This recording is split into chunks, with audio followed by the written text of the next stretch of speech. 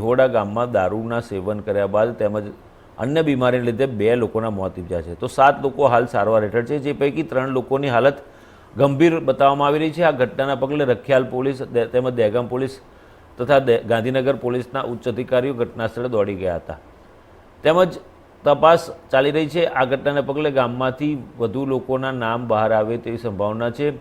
લોકોની તબિયત ખરાબ થાય તો તેના માટે 8 થી 10 એટલે 108 એમ્બ્યુલન્સ સ્ટેન્ડ બાય રાખવામાં આવી છે।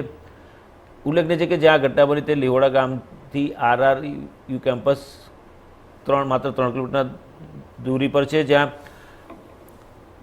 सोमवारे मुख्यमंत्री भूपेन्द्र पटेल की उपस्थिति में एक मोटो कार्यक्रम पण योजायो हतो।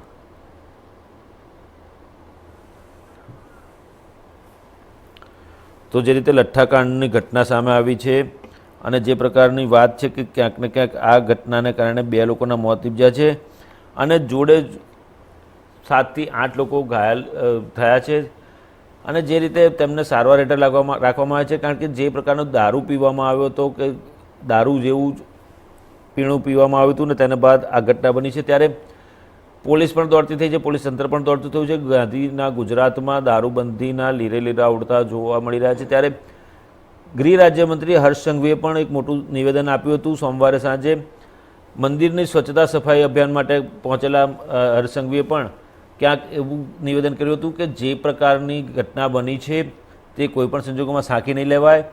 કેફી દ્રવ્ય અથવા તો દારૂ જેવી જો વેચાણ ચાલતું હશે અને જે કોઈ એમાં જવાબદાર હશે તેની સામે કડકમાં કડક કાર્યવાહી કરવામાં આવશે તેવી પણ તેમણે વિશ્વાસ ગુજરાતની જનતાને આપ્યો હતો।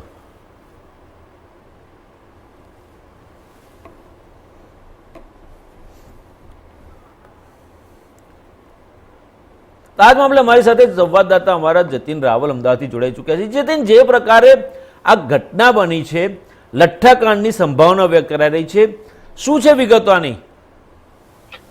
जो ચોક્કસ અભિજીતભાઈ આપને જણાવી દઉં કે જે રીતે આજે ગાંધીનગરના દહેગામ તાલુકાના લીહોડા ગામે આજે ઘટના બની છે તે ક્યાંક ને ક્યાંક તેને લઠ્ઠાકાંડ જેવું આશંકા જે છે તેની અંદર ક્યાંક ને ક્યાંક સેવાઈ રહી છે। જો કે જે ગાંધીનગરના એસપી રવિ તેજાવાસમ શેટ્ટી જે છે તેમને ગઈકાલે એક પ્રતિક્રિયા આપતા જણાવ્યું હતું કે એસએસએલ નો રિપોર્ટ ને વગેરે આવી ચૂક્યું છે અને આની અંદર ક્યાંય લઠ્ઠો નથી, આ ફક્ત દારૂ જ હતું અને કહી શકાય કે દારૂનું વધારે પડતું સેવન કરવાના કારણે આ ઘટના બની છે। કેમ કે જે એફએસએલ નો રિપોર્ટ છે તેની અંદર જે લઠ્ઠો હોય છે, લઠ્ઠાની અંદર જે મિથાઇલ આલ્કોહોલ નામનું જે દ્રવ્ય હોય છે તે આની અંદર જોવામાં નથી આવ્યું, એટલે કે આને લઠ્ઠાકાંડ ન ગણી શકાય। પરંતુ જે ગામના લોકો જે છે તે જે રીતે અમે ગઈકાલે ઇન્ડિયા ન્યૂઝની ટીમ જયારે ત્યાં પહોંચી હતી, ગામ ઉપર લીહોડા ગામમાં પહોંચી હતી, જ્યાં જે લોકોનું મૃત્યુ થયું છે તેવા વિક્રમસિંહ જે ઝાલા છે તેમના ઘરે જયારે ઇન્ડિયા ન્યૂઝની ટીમ પહોંચી હતી, તેમના કાકા સાથે વાત કરી, તેમના પિતા જે રંગતસિંહ છે તેમની સાથે પણ વાતચીત કરી, ગામના લોકો છે તેમની સાથે પણ જે 7 લોકો અત્યારે હાલ સારવાર હેઠળ ચાલી રહ્યા છે તેમની સાથે પણ વાતચીત કરી, તેમના પરિવાર સાથે વાતચીત કરી, ત્યારે તે લોકોએ એ જ જણાવ્યું કે આ ચલો માની લીધું કે આ લઠ્ઠાકાંડ નથી, જો પછી એકાએક જે પીધા બાદ જે તબિયત બગડી તે શા કારણે બગડી, કેમ કે તે લોકોમાં બીજા કોઈ રોગના લક્ષણો હતા નહીં। જો વિક્રમસિંહની વાત કરીએ, જતીન, સવાલ એ થાય છે કે ગુજરાતમાં દારૂબંધી છે, તાજેતરમાં રાજ્ય સરકારે ગિફ્ટ સિટી માટે દારૂ પરવાનગી આપી છે અને એ પણ સત્તાવાર જે ત્યાં આગળ કંપનીઓ છે તેના કર્મચારીઓ અને અધિકારીઓ માટેની જ છે, પરંતુ જે પ્રકારે રાજ્યના અન્ય વિસ્તારોમાં દારૂ વેચાઈ રહ્યો છે અને દારૂની જે હેરાફેરી થઈ રહી છે, બુટલેગર્સ જે રીતે ફાટીને ધુમાડે ગયા છે અને જે પ્રકારનો ધંધો ચાલી રહ્યો છે, સરકાર દ્વારા પણ દારૂના ધંધાને બંધ કરવા માટે અને પોલીસ વિભાગ દ્વારા પણ આ મામલે કડક કાર્યવાહી હાથ ધરવામાં આવી, પરંતુ જે પ્રકારની કાર્યવાહી જોઈએ, કારણ કે સરકારે કાયદો પણ બનાવ્યો છે કે દારૂ વેચતા કે પીતા પકડાય તેની સામે જે ગુનો દાખલ કરવામાં આવે છે તેમાં તેને 5 થી 10 વર્ષની જેલની સજા અને 5 લાખ રૂપિયા સુધીના દંડની પણ જોગવાઈ કરવામાં આવી છે, પરંતુ આટલો કડક કાયદો હોવા છતાં પણ જે પ્રકારે છાકટા બનીને આ દારૂનો વેપાર કરનારાઓ ધંધો કરી રહ્યા છે અને પીનારાઓ પી પણ રહ્યા છે, ત્યારે રાજ્ય સરકાર આ મામલે શું કરવા માંગે છે? જો ચોક્કસથી અભિજીતભાઈ આપને જણાવ્યું કે રાજ્ય સરકાર ચોક્કસથી આના ઉપર કડક પગલાં જે છે, જે રીતે હર્ષ સંઘવીએ ગઈકાલે, જે ગૃહ રાજ્યમંત્રી હર્ષ સંઘવી છે તેમને ગઈકાલે જણાવ્યું હતું કે ચોક્કસથી તે આવી ઘટના જે છે તેને સાંખી નહીં લેવાય અને તેના ઉપર ચોક્કસથી ચલો હવે જે ઘટના થઈ ગઈ છે, હવે જે બની ગઈ છે તેને તો કદાચ બની શકે છે કે તેના જે આરોપીઓ છે તેમાં 2 થી 3 લોકોની અટકાયત પણ કરી છે પોલીસે.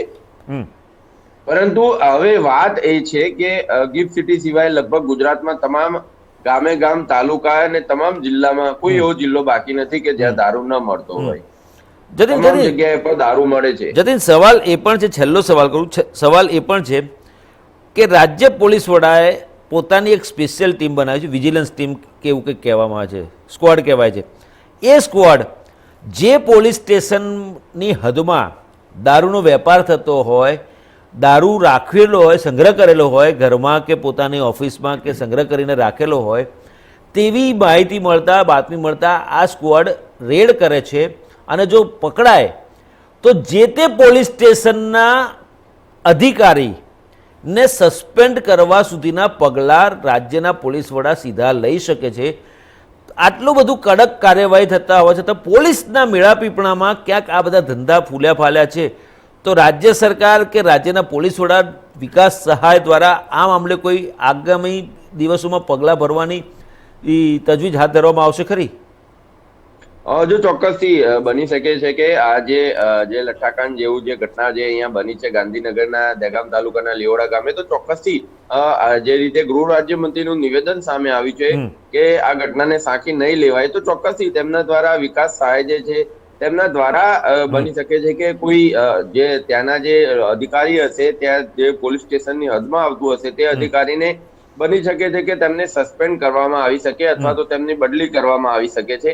પરંતુ વાત એ છે કે લગભગ ગુજરાતના તમામ ગામે ગામ જે છે તે આ દારૂ ક્યાંક ને ક્યાંક વેચાઈ રહ્યો છે. જ્યારે જે રીતે અમે ત્યાં લીહોડામાં પહોંચ્યા અને જ્યારે જે વિક્રમસિંહનું જેમનું મોત થયું છે તેમના પિતાને જ્યારે પૂછ્યું કે તેમના જે પુત્ર હતા વિક્રમસિંહ તે કેટલા વર્ષથી દારૂ પીતા હતા, તો તેમને જણાવ્યું કે છેલ્લા 8 થી 9 વર્ષથી દારૂ પીતા હતા.